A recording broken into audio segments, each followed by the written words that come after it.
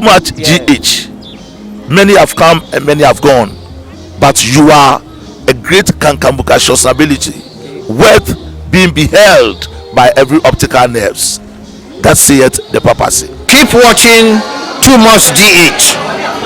and you'll get the best of entertainment, the best of everything you want. My name is Human One. Keep watching Too Much GH. It's the best. Keep watching Too Much GH.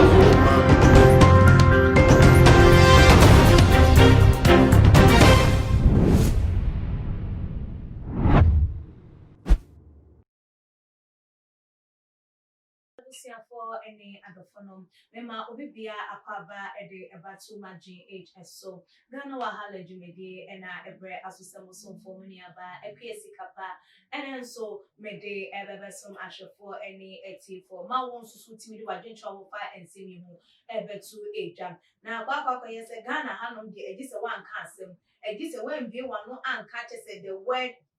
And no obi betimi edikodi ehu de wo pa akire hu de krampo no obi betimi ehu aye de edikodi akire se de no krampo na wo kan ye no opa akire se sei ye enra da chese kwesi ada na ye papa ye bishop ye Nicholas Duncan William what na ye ne video so anase wo de nsem enso ye edawo preachy na wokoka eye ne nsem ebi na chese wo ma Christopher ehu no se e wo se ye gidiem e wo ye nyoma ye yemu na se enkugu ba na se bibia nya eni kwansa ye pa ba ne nsem a chese wo keka enu no amaga na fo se we die what they amanyukuo MPP ni NDC for because election ye to abawie ye enche ye bia enti peace a wo preachy fa hum enen nsema wo ka se yakwa wie wo that side ne die na chese ye papa yi ye MPP ni NDC abatwa ye kokoto ye edema ye amanyukuo no a say MPP na wo madi nkunimu anu nti NDC for to wo mo entiase ne no ena ye papa pese wo mfa eye eho enye de enka bibi ena wahye dade akwa akonwan ewo nipa abrabo mu nipa asetine mu ene ne ekeka eye eho na wo no de womu purchase se ye papa enim se wanyini a Ghana for se womu de womu ache womu etebe kasapon ase pa de womu ebetimi achire mu pa de ama ye papa no eye wo ne nsem a wo kan ye no emu ezan se wuntimi nka se ye the key player wo success mu faith enti se gugu ba na abambu ba na se bibi ekọ enkoye emfa emmawa na no enkyere se wo se wo mpa ba na sa wotamfu di eye nkunimu a na no nkyere se wo se wotina fa kwa na sa wo boto no hu kro de ba no ye papa de wo kan yi die na MPP ni NDC ho ensemo a na wo kan because the see anu ye fan kan akwa kopiemu de ama MPP amanyoko na wo mo na edi eye nkunimiti de wo kan de wo mo ente ase ne ente eye ase echna na sei na nsem kaye num no wo de eba ye na osem. The devil has no role to play in our success or failure. The only reason why sometimes we do not prosper in the things we do is because we lack faith. And faith is the key player in success. The fact that God has given us authority, as a result, we have all demons and powers beneath our feet. The most powerful gift of creation in human is inside humans. Are tons of under earth abilities. If you feel the enemy in your life has won the battle, don't give up because he has not won. You will become victorious in few days' time. Therefore, I urge all those who have prayed for long to not give up because you might not know when your prayers are going to be answered instantly. You will be surprised to see a miracle happen right after you have made the request from God. And this can only happen if you have a good relationship with God through prayers. Yeah, Papa, and same way, Bishop Nicholas Duncan Williams, same way, and I would dig a two job. Now, baby, I gonna for after one medical dear no to moon is same. A year MPP, any NDC, and I walk higher, yeah, was 30 years, same.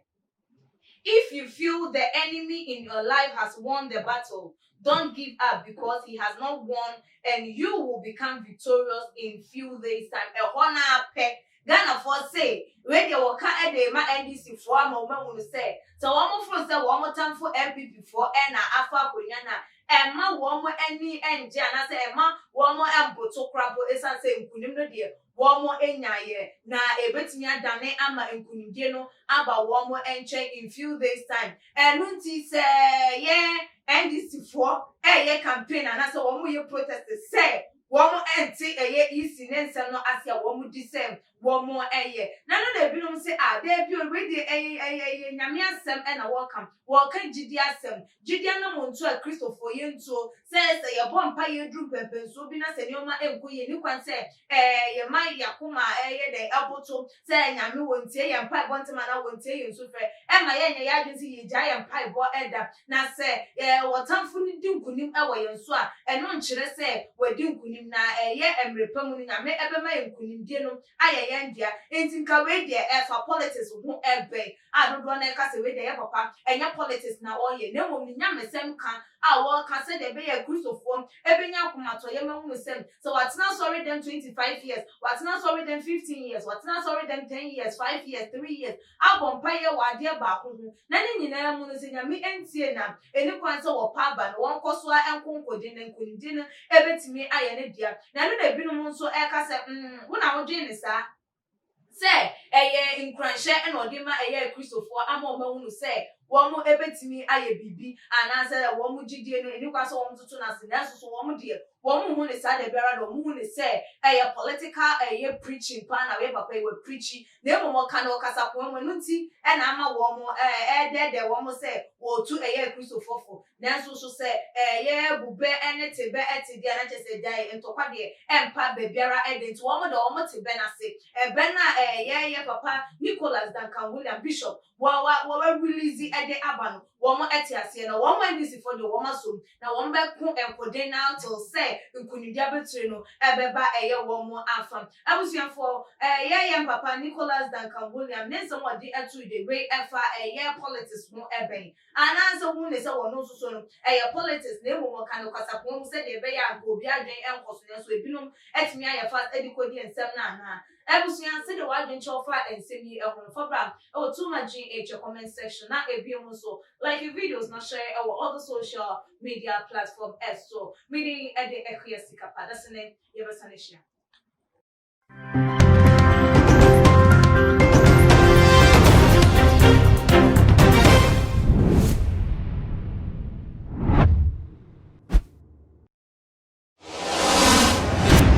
the major prophet kum chacha